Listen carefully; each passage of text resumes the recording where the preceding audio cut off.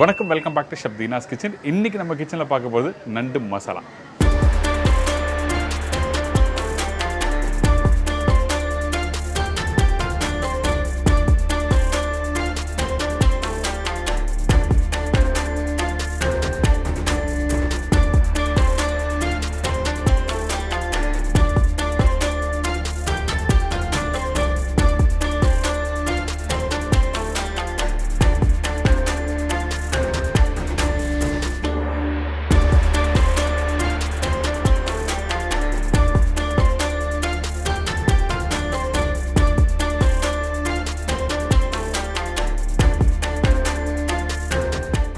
நண்டு மசாலா வந்து நிறைய விதமாக பண்ணுவாங்க. ஆனால் இன்றைக்கி நம்ம பண்ண போகிற ஸ்டைல் என்னென்னா என்னோட அம்மா ஸ்டைல். நம்ம வீட்டில் எப்போவுமே ரெகுலராக பண்ணுற ஸ்டைலு தான் இன்றைக்கி நாங்கள் சொல்லித்தர போகிறோம். அதாவது ஹோம்மேட், அதாவது ஹோம் ஸ்டைலில் பண்ணுற ப்ரிப்பரேஷன் தான் இன்றைக்கி நான் சொல்லித்தரேன்.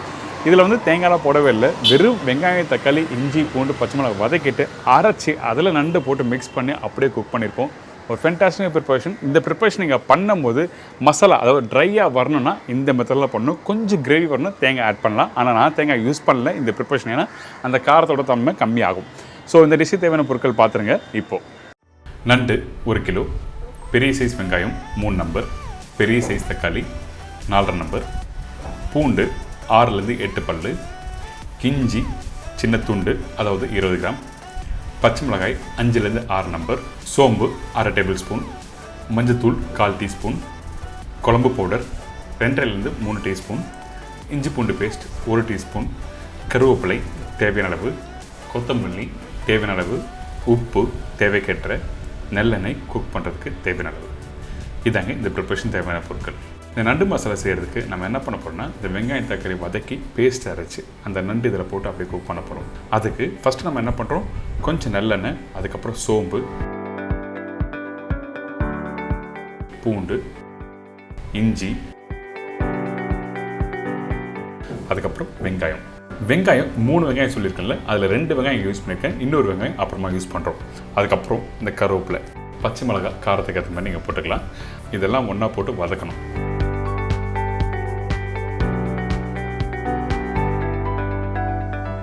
வெங்காயம் இந்த மாதிரி ஒரு 40% அளவுக்கு நல்லா வதங்கி வரட்டும். அதுக்கு பிறகு தக்காளி போட ஆரம்பிங்க. தக்காளி ரஃபாக கட் பண்ணி நீங்கள் போடலாம். போட்ட பிறகு நம்ம அப்படியே இதை நல்லா வதக்கிடலாம்.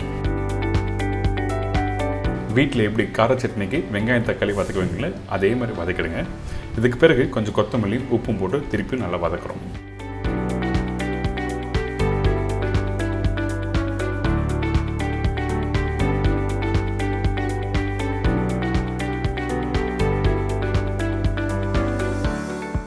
இந்த பக்குவத்துக்கு கரெக்டாக எடுத்துருங்க. சூடு ஆறின பிறகு மிக்ஸி ஜாரில் போட்டு நல்லா அரைச்சிருங்க.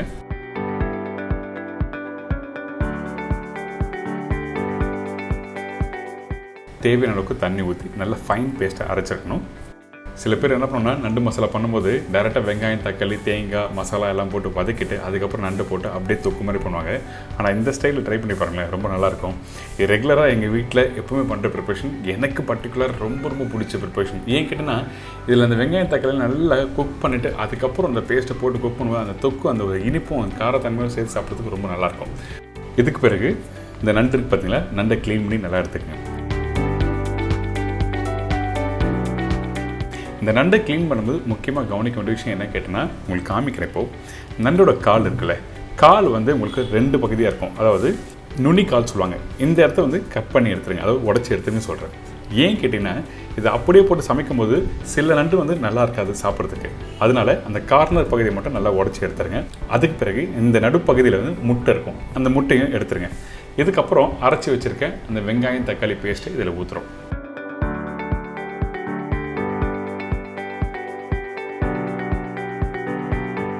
உப்பு தேவையான அளவு.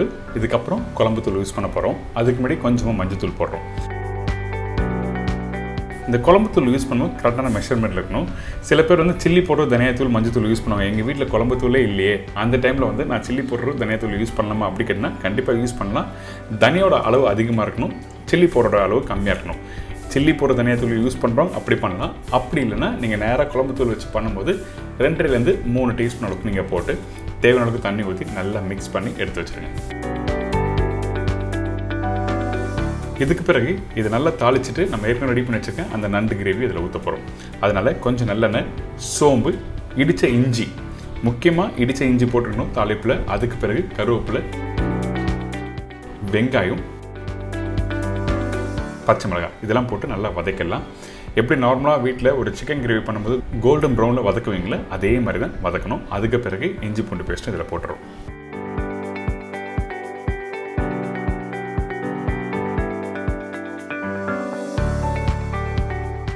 இந்த மாதிரி நல்லா வதக்கிடுங்க. இஞ்சி பூண்டு பேஸ்ட்டு நல்லா வதங்கி வந்திருக்கு. இதுக்கு பிறகு கட் பண்ணி வச்சுருக்க தக்காளி. இந்த இடத்துல தக்காளி, வெங்காயம் நான் சொன்ன ரேஷியோவில் ஒரு வெங்காயம் ஒரு தக்காளி இந்த இடத்துல யூஸ் பண்ணியிருக்கேன். மீதி நல்லா வதக்கிட்டு அதுக்கப்புறம் நண்டில் யூஸ் பண்ணியிருக்கோம்.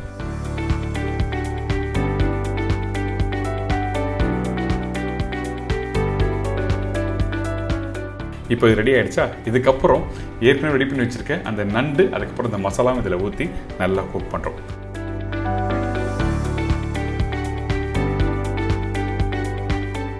அவ்வளோதான் இந்த ப்ரிப்பரேஷன். இப்போ இந்த மசாலா நல்லா குக் பண்ணி ட்ரை ஆகிடுச்சுன்னா சூப்பராக இருக்கும். இப்போ நல்லா மிக்ஸ் பண்ணி விட்டுருங்க.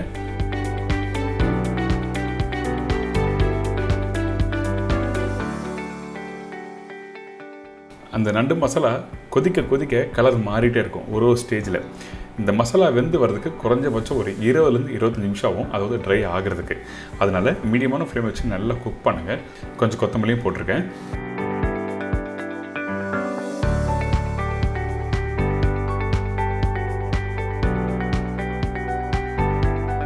பாருங்கள், இந்த இடத்துல ஓரளவுக்கு அந்த கலர் மாறுதா? இந்த இடத்துல நம்ம என்ன பண்ணுறோம், ஒரு மூடி போடுறோம். மூடி போட்டு ஒரு 10 நிமிஷத்துக்கு நல்லா குக் பண்ணுவோம். இப்போ ஓப்பன் பண்ணால் ஓரளவுக்கு நல்லா கெட்டியான ஒரு டெக்ஸ்சர் இருக்கும் அந்த மசாலா. அந்த மசாலா எடுத்து காமிக்கிறேன் பாருங்கள்.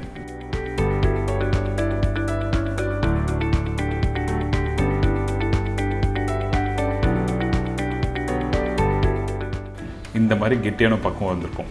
இதுக்கு பிறகு நம்ம என்ன பண்ணுறோம்னா திருப்பியும் குக் பண்ண போகிறோம். ஆனால் மூடி போடாமல் குக் பண்ணுங்கள். மூடி போட்டு குக் பண்ணும்போது என்ன ஆகுதுன்னா தண்ணி விட ஆரம்பிக்கும். அதனால் மூடி இல்லாமல் டேரெக்டாக குக் பண்ணி எடுத்தீங்கன்னா இந்த மாதிரி நல்லா ட்ரையாக இருக்கும். ஒரு சூப்பரான ஹோம் ஸ்டைல் ப்ரிப்பரேஷனில் நண்டு மசாலா எப்படி பண்ணுறது சொல்லி கொடுத்துருக்கேன். ட்ரை பண்ணி பாருங்கள், உங்களுக்கு எல்லாருக்கும் ரொம்ப பிடிக்கும்.